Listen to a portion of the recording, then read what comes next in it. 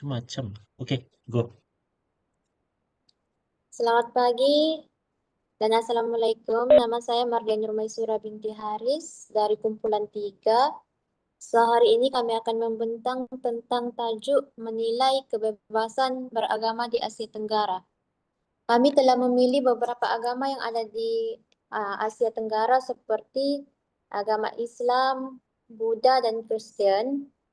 Adakah bagian saya adalah pengenalan. Adakah kebebasan ini benar-benar dinikmati sepenuhnya oleh penduduk di Asia Tenggara atau tidak? Berdasarkan esai ini, kami ada menceritakan serba sedikit pandangan kami tentang kebebasan beragama di Asia Tenggara, serta isu yang berlaku antaranya kami ada terangkan tentang konsep kebebasan beragama di Asia Tenggara, isu yang berlaku tentang menilai kebebasan beragama di Asia Tenggara, serta akhir sekali kesan kebebasan. Itu untuk pengenalan. Saya akan pas seterusnya kepada Elsie.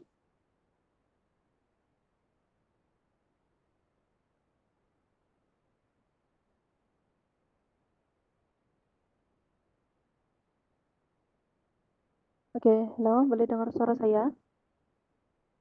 Boleh. Oke, nama saya Elsie Joyce Andy, nomor matrix BB24110679. So, saya akan tentang konsep kebebasan beragama di Asia Tenggara. So, dekat sini saya ada cari tentang 3 agama yang ada di Asia Tenggara, yaitu Islam, Kristen, dan Buddha. So, untuk Islam, di sini saya ada letak tiga negara, yaitu Indonesia, Malaysia, dan Brunei. Untuk Indonesia, kebebasan beragama ini dia dijamin melalui Pancasila, tapi cabaran diskriminasi terhadap minoriti agama tuh masih wujud dalam negara tersebut. Selepas itu dalam Malaysia pula, Islam ni dia merupakan agama rasmi, tetapi kebebasan agama lain dilindungi dengan beberapa sekatan. Contohnya macam larangan penyebaran agama lain. Selain daripada, maksud saya penyebaran agama lain kepada umat Islam. Oke, seterusnya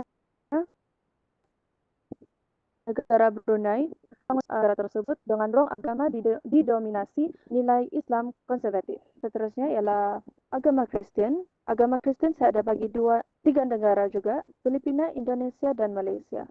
Untuk Filipina, majority Kristen mempunyai kebebasan penuh untuk mengamalkan agama di sana, dan agama lain juga boleh mengamalkan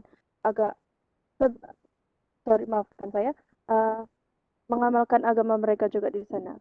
Untuk Indonesia dan Malaysia juga terdapat kebebasan, tetapi dengan sekatan sosial dan undang-undang. Contohnya macam isu pembinaan rumah ibadat. Untuk Buddha pula, untuk agama Buddha terdapat 2 negara yang saya letakkan, yaitu Thailand dan Myanmar. Untuk Thailand, Buddha ni merupakan agama rasmi dorang, dan di sana juga dorang mempunyai kebebasan beragama, maafkan saya. Untuk Myanmar pula, konflik antara penganut Buddha dan minoriti Muslim berlaku di sana. Contohnya macam isu Rohingya. Oke, saya beri kepada pembentang seterusnya. Terima kasih.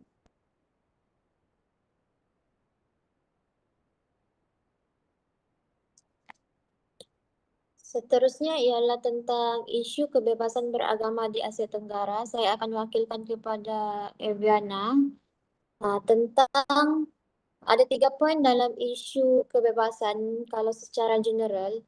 Yang pertama, merangkumi diskriminasi agama. Yang kedua adalah sikap tidak toleransi. Yang ketiga, isu perkawinan berbeda agama. Isu di sini masih wujud walaupun kita ni bebas untuk memilih agama zaman sekarang.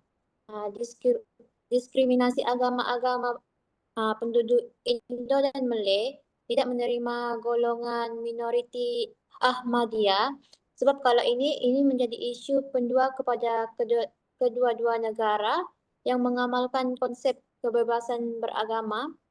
Orang ini mengamalkan kepercayaan mereka tapi tapi menentang kepada golongan yang lain lah.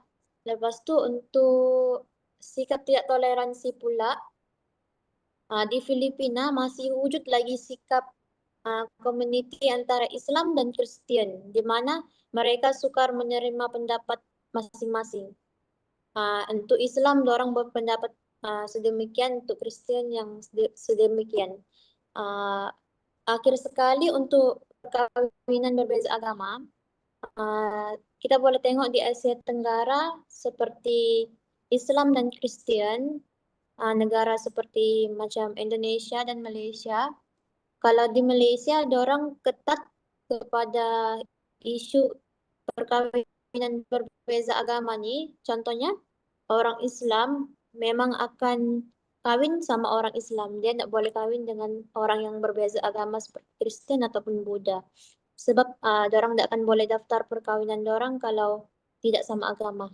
Kalau untuk di Indonesia pula kita boleh tengok di Asia Tenggara, orang walaupun ditentang mengikut agama seperti Islam tu melarang kita kawin untuk berbeza agama, tapi orang tetap buat. Macam di Indonesia kita tengok ramai yang Kristen kawin sama Islam walaupun itu dilarang dalam agama.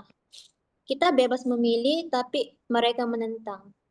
Itu untuk isu-isu yang berlaku lah.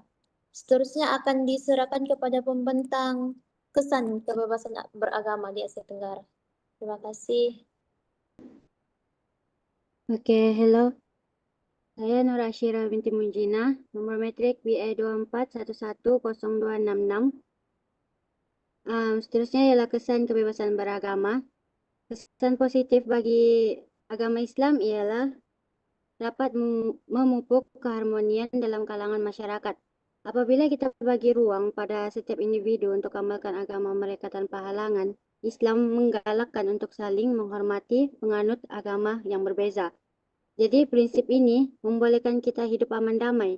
Sebab perbezaan agama ni tidak akan jadi penghalang untuk kerjasama bina hubungan yang baik sesama penganut agama yang berbeza. Contohnya macam dalam sejarah Islam, terdapat masyarakat yang berbilang agama di Madinah, dorang hidup aman damai dan saling hormat menghormati hak masing-masing demi kepentingan bersama. Yang kedua ialah kesan positif bagi agama Kristen ialah dapat meningkatkan tanggung jawab moral dan etika. Untuk tingkatkan tanggung jawab individu dalam kehidupan seharian, contoh prinsip seperti kejujuran, keadilan, kasih sayang yang mendorong Kristen untuk hormat hak orang lain serta utamakan kesejahteraan bersama dan tunaikan kewajiban moral mereka sekaligus dapat cipta masyarakat moral dan etika. Ketiga, kesan positif bagi agama Buddha ialah dapat mengukuhkan pemikiran yang bebas dalam diri.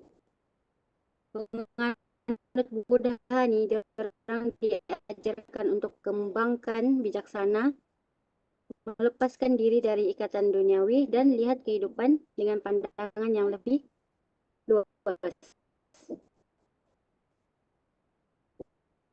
Jadi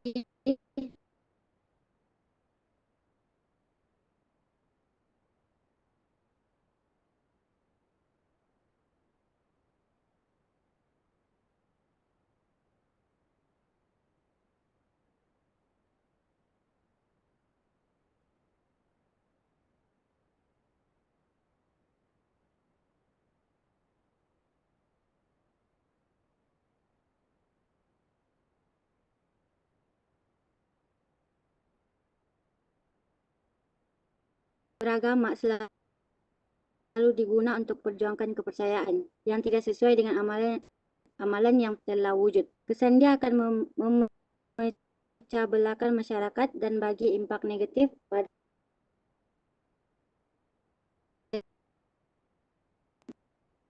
Ya, Assalamualaikum warahmatullahi wabarakatuh. Saya Muhammad Zaidizan, nomor matriks BE 24110124. Saya sambung kesan negatif ini. Oke, untuk kesan negatif kebebasan beragama dalam agama Kristen pula, kita ambil contoh dalam negara Filipina. Kebebasan beragama ini telah membuka ruang kepada kumpulan Kristen fundamentalis untuk menyebarkan ajaran agama yang lebih eksklusif. Kumpulan ini meneliti agama dan menggalakkan penubuhan negara Kristen yang bertentangan dengan kepercayaan pluralistik masyarakat di Filipina. Penyebaran ajaran yang terlalu eksklusif ini menyebabkan ketegangan antara penganut agama Kristen, Islam, dan kumpulan agama yang sekaligus konflik yang boleh memecah belahkan keharmonian masyarakat.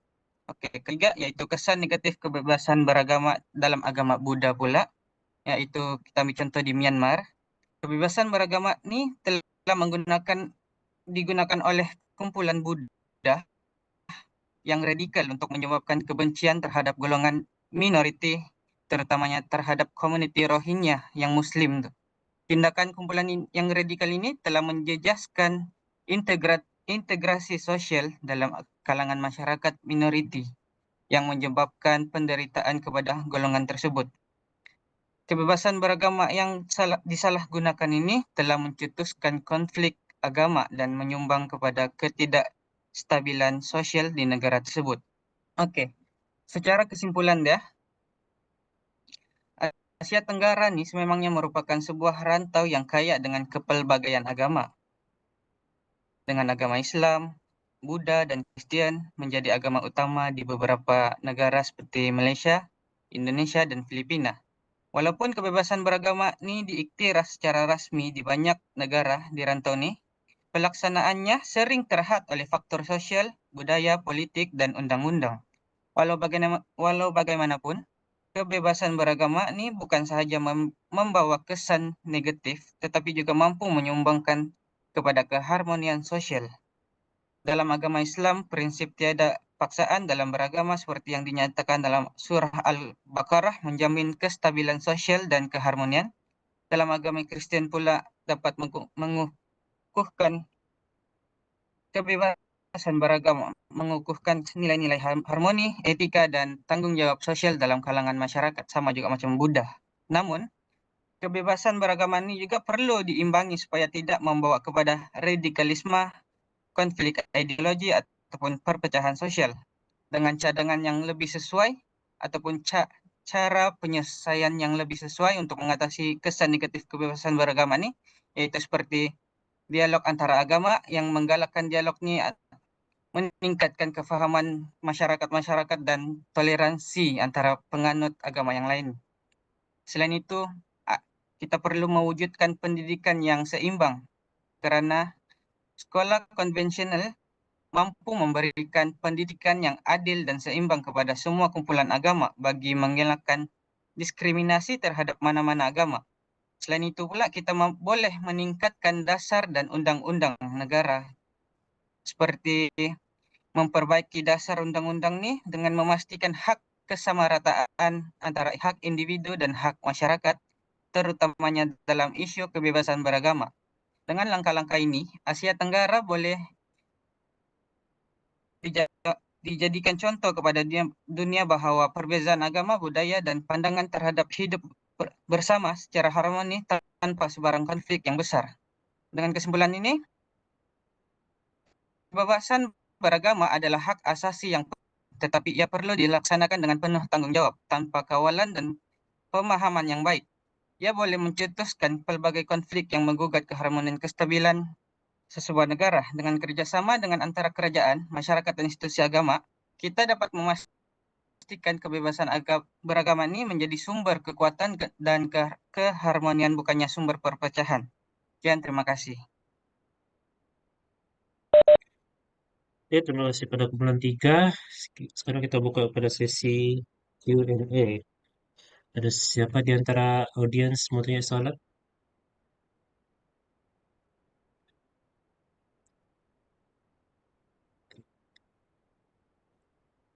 Oke, Oke, saya mau tanya. Halo, saya Muhammad Aiman bin Saina, nama metrik di E24110011. Saya mau tanya macam mana, kan di Malaysia ni dia ada kebebasan beragama. Jadi macam mana dia boleh mempengaruhi hubungan antara orang yang lebih banyak menganut agama Islam dengan yang agama lain, macam Kristian dengan Buddha. Thank you.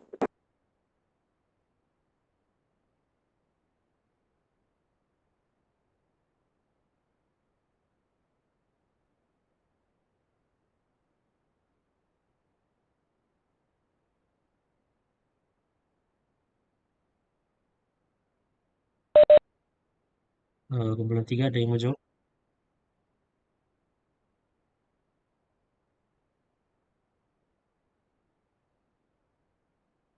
Halo, boleh Apa ulang soalan semula dia tadi? soalan? Tak berapa jelas suara. Oh, sorry, soalan saya begini. Bagaimanakah kebebasan beragama dekat Malaysia ni dia boleh mempengaruhi hubungan antara orang yang Islam yang lebih banyak dengan agama-agama lain macam Kristian dengan Buddha? Jelas?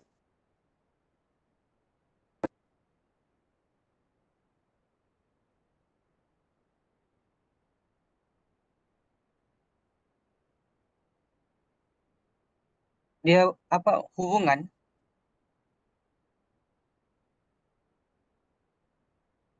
Saya cobalah kan jawab soalan dia tuh. Kebebasan beragama di Indonesia nih kan dia memainkan peranan yang penting tuh. Macam yang kau bilang. Dalam masyarakat kita tahu kan dalam Indonesia nih kan Muslim lagi banyak dari agama-agama lain. Jadi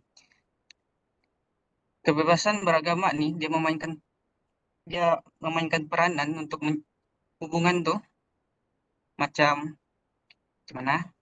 Dia mengukuhkan pluralisme. Macam kebebasan beragama ini membolehkan semua agama yang diiktiraf tuh secara resmi menjalankan ibadah dan aktiviti keagamaan masing-masing tanpa halangan.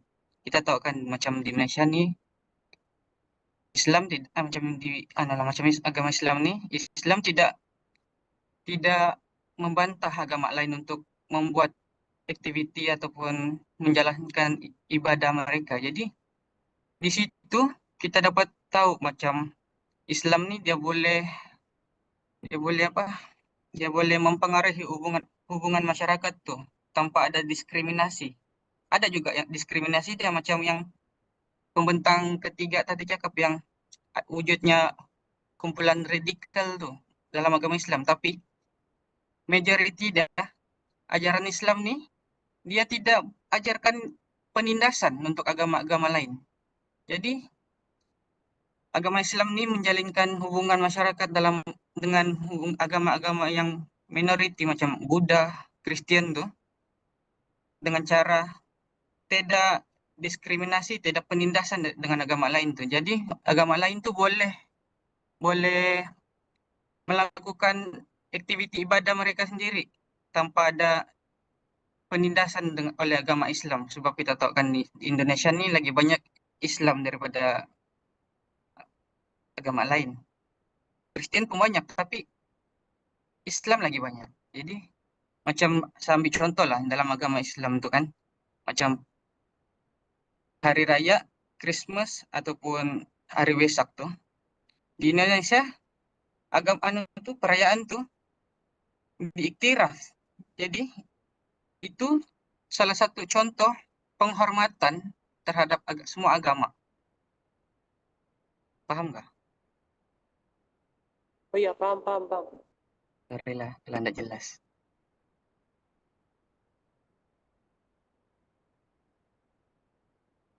Indonesia kan apa Indonesia tadi tuh soalan dia? Ada soalan lain? Tahu Malaysia, tapi tidak pasti paham juga Oh, penjelasan sorry. itu. Dia sama Paham. aja tuh.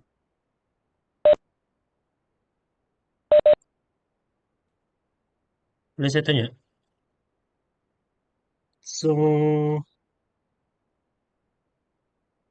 adakah agama sepatutnya aktif di dalam pentadbiran suatu kerajaan itu?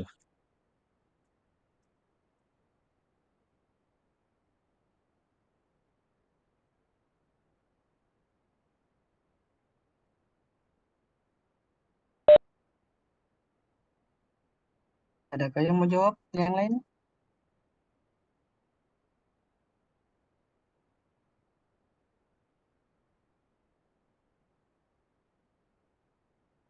Halo, adakah? Halo, boleh ulang semula soalan? Adakah agama tuh dia sepatutnya aktif di dalam pentadbiran kerajaan?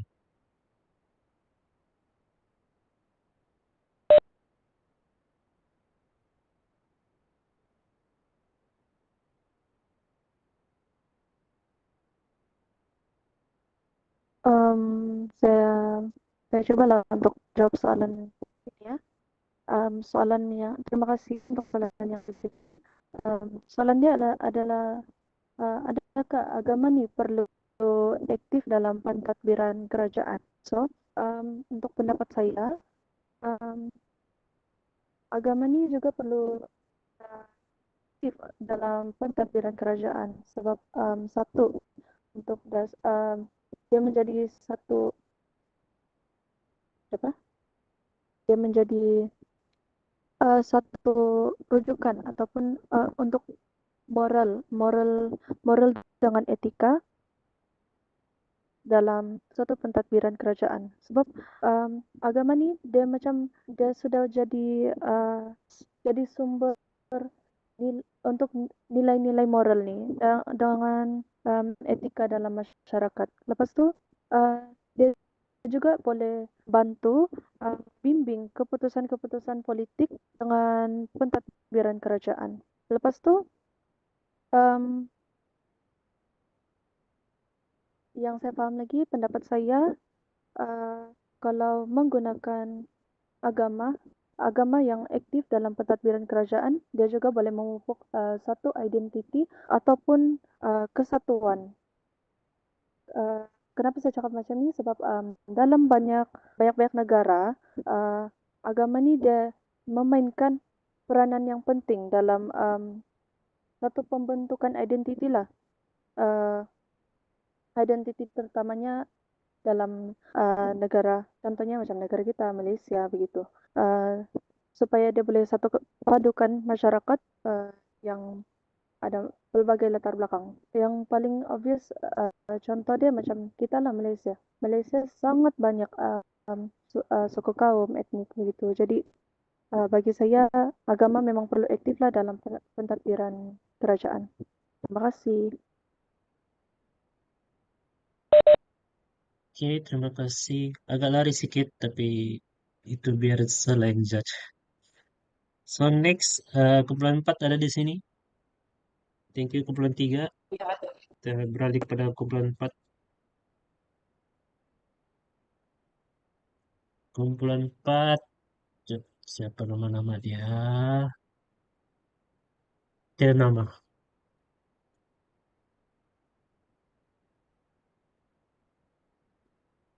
Sorry, apa tuh? Kumpulan 4 tidak nama nih dalam list anu.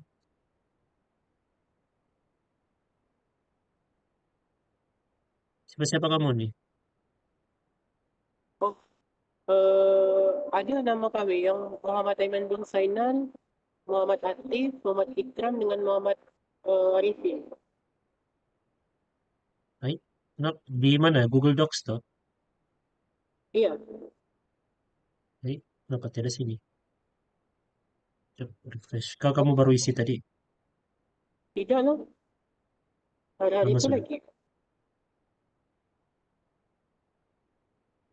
Ah, jadi kamu ready sudah? Stop. Recording jalan nih. Boleh, boleh. Ready.